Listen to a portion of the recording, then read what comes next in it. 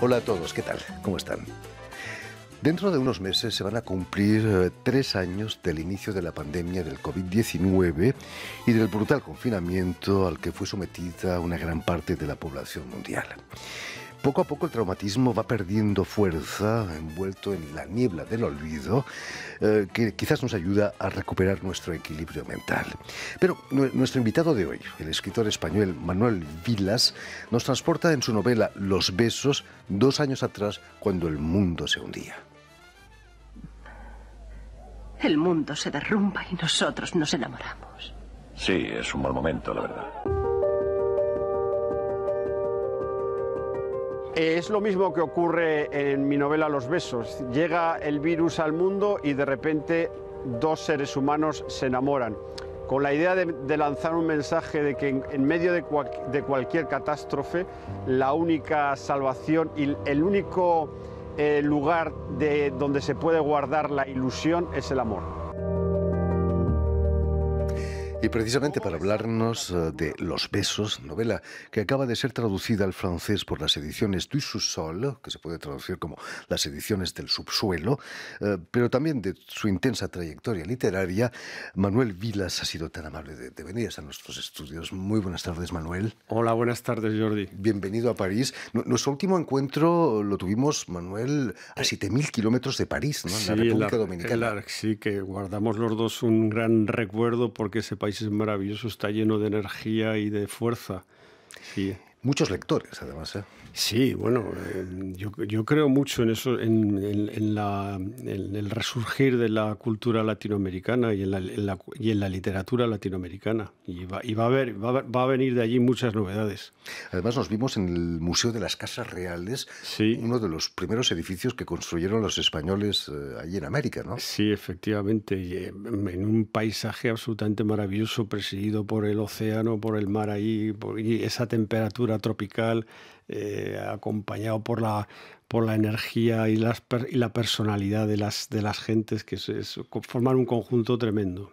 Curiosamente, el rock que vino de América en los años 60 fue tu primera pasión y el tema de tu primera novela. Lou Reed era español, algo que ahora ya puedes desmentir, ¿no? No era español. No era español, no, eso era porque yo era muy aficionado al rock y muy fan de Lou Reed, y cuando él murió escribí una novela contando los distintos conciertos a los que yo fui como fan y haciendo una especie de recorrido geográfico por España y también temporal, porque claro, Lou Reed aterrizó en España por primera vez en 1975. Es que es un dato muy curioso. El año de la muerte de Franco. No había muerto Franco cuando Lou Reed llega a España. La primera actuación de Lou Reed en España es marzo del 75. Entonces, bueno, en torno a la figura de Lou Reed y su relación con España, porque Lou Reed fue muy famoso en España, en España, en Francia, en Italia. Los países mediterráneos eran más famosos probablemente que en Estados Unidos. Porque la música en España durante el franquismo estaba dominada por Antonio Machín y sus boleros, ¿no? O Luis Aguilé también. O Luis Aguilé, sí, pero también tenían mucho encanto, ¿eh? También naturalmente no nos sí, Luis Aguilé, a mi madre le gustaba mucho Luis Aguilé. Y claro, mi madre cuando veía que yo escuchaba esa música tan rara se asustaba un poco. Decía, pero este hijo mío, ¿qué demonios escucha, no? El ruido, ¿no? El ruido del rock and roll animal de Lou Reed y tal. Pero era la música que nosotros recibimos como una especie de una esperanza de cambio, ¿no? Aquello que veíamos en las cubiertas de los discos, todo aquello era de una novedad tremenda, ¿no? Plasmaban una vida interesantísima, ¿no? Y esa vida, claro, no la tenías en la España de la época. Es decir, ¿dónde demonios ocurre estas cubiertas de los discos? ¿En qué país pasa todo esto, no? Esa era la pregunta. Muy lejos, seguramente. Sí. ¿No? América te fascinó tanto que acabaste dando clases en la Universidad de Iowa, ahí en Estados Unidos. Se han limado, ¿no? Ahora ya las distancias sociales y culturales entre Estados Unidos y España y Europa en general. Sí, Estados Unidos es un país que me interesa muchísimo porque es un país que nada más pisarlo, solo con darte 10 minutos de paseo por cualquier calle, cualquier ciudad, ya te entran ganas de escribir. Para un escritor es un país formidable porque te mete ganas de escribir enseguida. Y desde Estados Unidos sí que se ve España de una manera mucho más objetiva, y cuando estás en Estados Unidos te das cuenta de que España es un gran país. A veces cuando estás dentro de España, pues te cabrea que no funciona no sé qué tal cosa, o te parece que tal, o que es mejorable, y por supuesto que es mejorable. Pero cuando sales de España y te vas a otro país, dices, pero si España es una maravilla, porque España tiene, o sea, desde hace 40 años ha pegado un cambiazo brutal, ¿no? En tu novela Los besos no eres muy tierno con España, ¿no? Criticas mucho los sindicatos de la enseñanza, por ejemplo. No, ahí, a ver, yo creo que el confinamiento que se decretó en España fue un tanto irracional, o sea, fue exagerado, ¿no? Fue exagerado porque no había necesidad de que la gente, pues yo que sé, no pudiera ni salir, por ejemplo, a las urbanizaciones privadas, ¿no? Por ejemplo, eso era una cosa entonces, claro, las medidas que eran absurdas, pues no tenían sentido, ¿no? Para acabar con el tema de América, Bob Dylan obtuvo hace unos años el Nobel de Literatura. ¿Fue el rock que te llevó también a la poesía? Porque has escrito mucha poesía. En la música rock yo vi enseguida que en esas letras, en esa manera de estar en el mundo, había una gran proximidad con la poesía. Y enseguida mezclé, fíjate, además yo comencé leyendo mucha poesía francesa, con Baudelaire, Rimbaud. Cuando tenía 15 o 16 años, pues leí la poesía de Rimbaud, que me sedujo muchísimo y me pareció que era lo mismo. La poesía tenía el mismo aliento de libertad y de rebeldía que el rock and roll, ¿no? Te ha encantado la poesía francesa y a los franceses le han gustado tus novelas. Ordesa obtuvo el premio Femina a la mejor novela extranjera, ¿no? Sí, a mí fue una experiencia, una de las grandes experiencias de mi vida fue recibir de los grandes placeres literarios, por decirlo así, cuando me dieron el premio Femina por Ordesa aquí en Francia. Fue un sueño, fue una maravilla, sobre todo encontrar lectores. En Ordesa yo contaba la historia de mi familia. Entonces, que la historia de mi familia de repente pues traspasase las fronteras geográficas de España y fuese entendida y comprendida y amada y querida en Francia, además en Francia, que ha sido un país fundamental para mi formación literaria, porque España ha sido siempre un país muy determinado por la cultura francesa, ¿no? Más que por otras literaturas. Sobre todo la literatura francesa ha sido muy importante para la formación. Ahora quizá hay otras fuentes de formación, pero en mi generación la literatura francesa era muy importante, ¿no? La entrega de esos premios se suele hacer en el restaurante La Coupole. Sí. No sé si en tu caso fue allí también.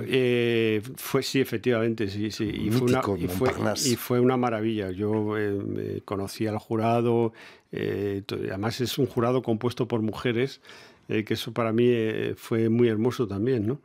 Yo estuve en una nube. Volviendo, Manuel, a Los besos, cuando el mundo se hunde surgen las mejores historias de amor. Bueno, yo frente al virus quería mandar un mensaje de esperanza. En general yo concibo la literatura como una defensa de la vida. Entonces, cuando atacan la vida, la vida puede ser atacada por un virus, por una guerra. Ahora hay una guerra en el mundo que también está atacando la vida, o una crisis económica, o la injusticia mismo. Entonces, frente a esos enemigos de la vida, hay aliados de la vida. Y los aliados de la vida, para mí, pues son la literatura, la música, el arte, el periodismo, la amistad, mirar un paisaje, tomar un café con un amigo. Y esa defensa de la vida, yo creo que un escritor pues debe hacerla con sus novelas. Y yo con Los besos quise defender la vida de todo aquello que se nos venía encima, que sobre todo de aquella tristeza ambiental que ya la hemos perdido. Gracias a Dios, pero ahora tenemos otra, que es la de la guerra. Entonces, claro, estamos todos, es que no nos dejan disfrutar de la vida, ¿no? Entonces, esa es la reclamación que lo que yo digo es, por favor, de acuerdo, pasan cosas terribles en el mundo, pero la obligación de disfrutar de la vida está allí y hay que cumplirla, porque si no, no estamos siendo fieles al mandato fundamental por el cual nuestros padres nos trajeron a este mundo, que fue para vivir bien y para vivir y disfrutar y gozar de la vida. Quizás los medios de comunicación tenemos parte de culpa en eso. Se venden más periódicos cuando hay guerras, cuando hay crisis. Desgraciadamente es así, pero bueno, claro, por ejemplo en España yo recuerdo que había mucho catastrofismo en los medios de comunicación con el virus. Y yo lo entiendo porque era lo que vendía, sí, pero es que eso...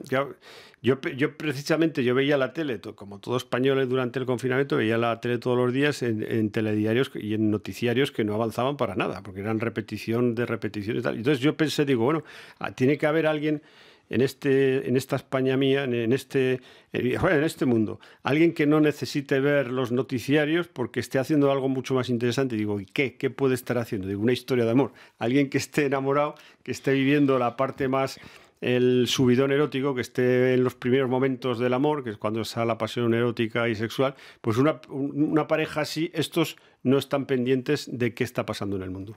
Aparte de eso, aparentemente está creciendo el número de gente que boicotea la información. No tienen ganas de recibir cosas negativas. A ver, es que el problema de la información, claro, hace quizá 15 o 20 años vivíamos en un mundo dominado por una cierta objetividad informativa, ¿no?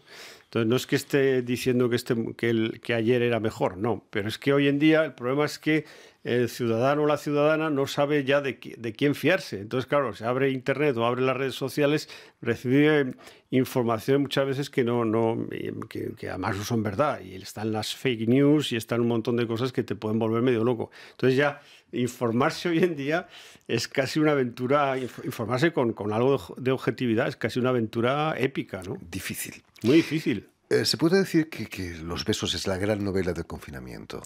Bueno, yo intenté, sí, es una novela del confinamiento, pero de lucha contra el confinamiento. Es una novela que viene a decir lo siguiente: dentro de cualquier desgracia, el ser humano tiene la obligación de vivir. Esta es la filosofía que yo me impuse a mí mismo, ¿no? Y con cualquier cosa que vaya a venir, porque la historia nos enseña que vienen, mi generación, que es la tuya, nosotros creíamos que ya no nos tocaba nada, porque nosotros no hemos vivido nada gordo. Nosotros, en España vivimos el 23F, que sale en la novela, que duró un día. Duró un día y medio. El golpe de Estado de Tejero duró un día y medio. Entonces, esta es la única tragedia, así, el único asunto social importante en el que nos vimos metidos, ¿no? Y ya creíamos que nos íbamos de este mundo sin ver ninguna cosa amarga y triste, y ahora nos hemos llevado el confinamiento, el COVID, y ahora nos vamos a llevar la ración de guerra que nos están metiendo encima y que no sabemos además cómo va a acabar. Muchos nos creímos aquello de que la historia se había acabado. Esa era la tesis, pero esa tesis que tenía parte, yo la entiendo esa tesis, y había algo, y hay parte de esa tesis que tiene razón, pero sin embargo ahora vemos otra vez la guerra, el uso de la guerra para tratar de arreglar asuntos que son de carácter político, ¿no? Es decir, otra vez el recurso de la guerra para resolver problemas políticos. Esto, claro, si tú ves que otra vez se utiliza la guerra para la política, es evidente que la historia no ha terminado. Claro. Desgraciadamente. Estamos otra vez en el siglo XIX. O sea, terrible. Hemos dado un paso hacia el siglo XIX de nuevo, ¿no?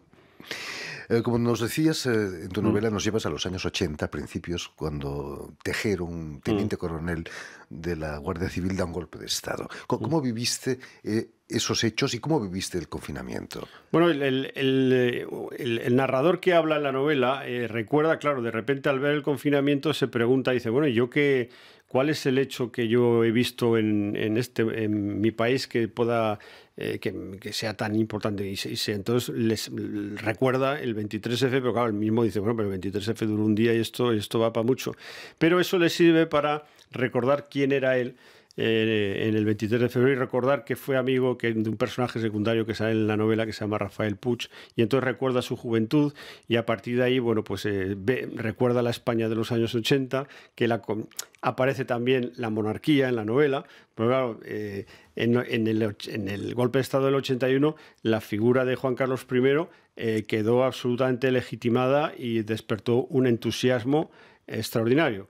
Se cimentó y se estabilizó la monarquía de una manera poderosísima. Hasta los comunistas salieron a la calle diciendo viva el rey. Hasta los comunistas y los republicanos de toda la vida vieron que era la consolidación, porque salió el rey en defensa de la libertad. Porque claro, justo en el confinamiento es cuando aparece el rey, se va de España, y entonces el narrador dice, ¿qué ha pasado aquí? En el 81 el rey es aplaudido por los españoles y en el 20 me parece, o el 21, no me acuerdo cuándo, el rey se marcha de España absolutamente en una situación tristísima, ¿no? Entonces eso sirve para hacer un círculo narrativo, que esto nos gusta mucho a los escritores, para ver esa simbología del tiempo, cómo los tiempos cambian, cómo todo es mudable, cómo las famas son mudables, que eso es un tema muy apasionante, y cómo de repente alguien que es importante deja de serlo y se convierte en un paria de la historia. Entonces... Terrible. En esos largos días de confinamiento, tu protagonista, que se llama Salvador, si no me equivoco, muy simbólico como Sí, lo llamé nombre. así porque era la idea del amor que salva. Sí. Imagínate, se lleva los 2 volúmenes del Quijote. ¿Es necesaria una pandemia para que la gente lea el Quijote? Pues sí, porque fíjate, yo esto lo he pensado muchas veces. El Quijote, si tú la gente no tiene tiempo. Desde las instituciones, desde los gobiernos, en España, por ejemplo, hay siempre el Ministerio de Educación, el Ministerio de Cultura hacen grandes llamadas a la lectura, y en Francia y en todos los países occidentales y civilizados hacen llamadas a la lectura. Pero es que para que uno pueda leer libros necesita tiempo. Necesita tiempo y necesita otra cosa. La paz mental. Necesita paz, lo acabas de decir. Si tú no puedes decir, no, yo estoy trabajando 10 horas y llego a mi casa y me pongo a leer Los hermanos Karamazov de Dostoyevsky, Guerra y Paz de Tolstoy, o El Quijote de Cervantes, o Hamlet de Shakespeare. Pues necesitas un ambiente más propicio para eso, ¿eh? Y entonces, bueno, pues lo que pasó en el confinamiento en muchos países, en España especialmente, fue que en ese momento la gente tenía tiempo y se empezaron a leer los libros de 1000 páginas que normalmente nadie tiene tiempo para leer, ¿no?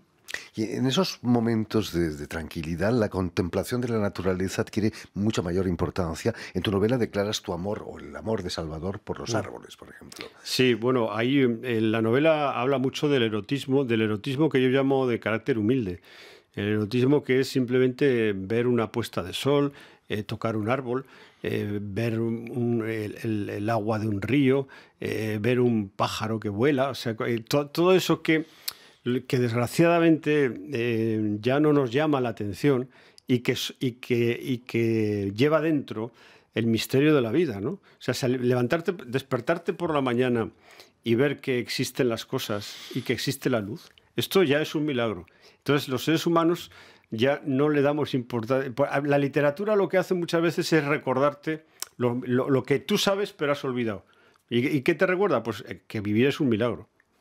Aunque el verdadero tema de tu novela, Manuel, es el amor en edad madura, en el umbral de la vejez, como es el caso de Salvador.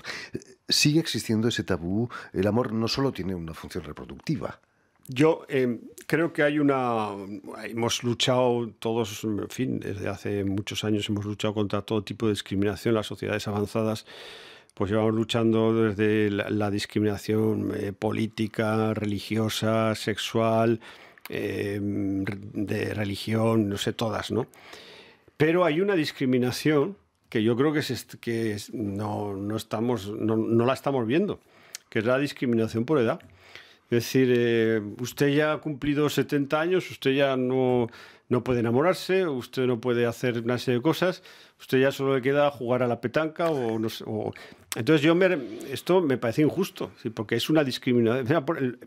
Hace unos días veía que las actrices de Hollywood lamentaban esta discriminación. Ellas padecen esta discriminación por edad.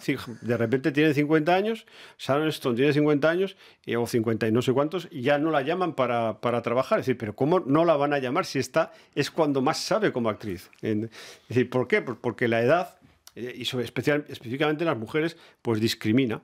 Y esta discriminación la estamos dejando pasar. Y yo en la novela reivindico que una persona de 50, 60, 70, 80 años puede perfectamente vivir una historia de amor y hay que respetarlo y hay que celebrarlo, porque muchas veces la visión social que hay de cuando dos octogenarios se enamoran es como si decimos, es que son unos chiquillos, como si estuvieran haciendo el ridículo, lo ves de una manera paternalista, intentas, pues, en fin, como si fueran unos chiquillos, ¿no?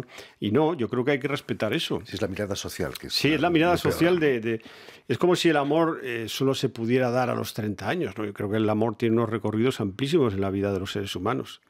Por cierto, ¿cuánto tiene que durar un beso? Un beso Bueno, apasionado. fíjate, eso era una cosa que yo me planteé mucho cuando titulé la novela Los besos. Pero yo pensaba en los besos de los adolescentes, que son los besos de los chicos y chicas de 14, 15 años. Duran una hora. Y yo recuerdo cuando era adolescente, esos besos duraban muchísimo. La razón era porque ninguno de los dos quiere ser el primero en cortar el beso, porque parece que si corta el beso no está suficientemente enamorado del chico o de la chica, ¿no?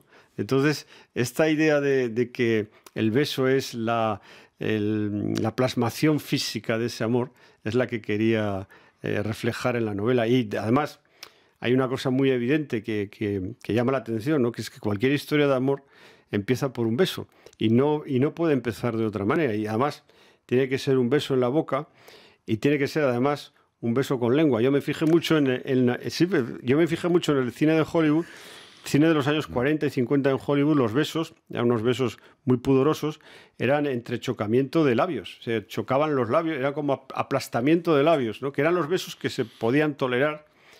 Y porque no tenían carácter, sí, se veía que estaban enamorados, pero no tenían carácter erótico, no eran besos eróticos, no se reflejaba ahí el erotismo, se reflejaba pues que sí, que es que habían decidido que estaban enamorados, pero no había erotismo. El erotismo hasta el cine de los 70 a los 80, cuando se dan los besos con lengua, entonces ya aparece, claro, porque el beso erótico es el beso que, yo me acuerdo más de crío, que cuando tenías 12 o 13 años o menos, 11, 12, Margarita me ha dado un beso y la pregunta que te hacía la pandilla era ¿con lengua o sin lengua? Si esto era determinante, si el beso había sido sin lengua no contaba, ese beso no servía para hacerte el interesante delante de los demás. En fin, pues ya lo saben, todo eso y mucho más lo tienen en Los besos, novela de Manuel Vilas, que ha sido editada aquí en Francia por las ediciones du Sous-Sol, las ediciones del subsuelo, si me permiten, y sobre todo en España y en español por Planeta. Muchísimas gracias, Manuel. Muchas gracias, Jordi, ha sido un placer. Un placer ha sido enorme nuestro, volvernos a ver. Espero que no tarden tantos años en volver a vernos. Muy bien. Permíteme también que dé las gracias a Vanessa Loiseau y a Julien Leng, quienes se han ocupado hoy de la realización del programa, y también saludar a nuestros telespectadores que nos siguen en todo el continente americano gracias a la cadena Unión Continental Latinoamérica y también a la red TAL, que reúne las televisoras públicas y universitarias de América Latina. Y a ustedes, muchísimas gracias por su atención y les damos cita para una nueva edición de El Invitado de Radio Francia Internacional.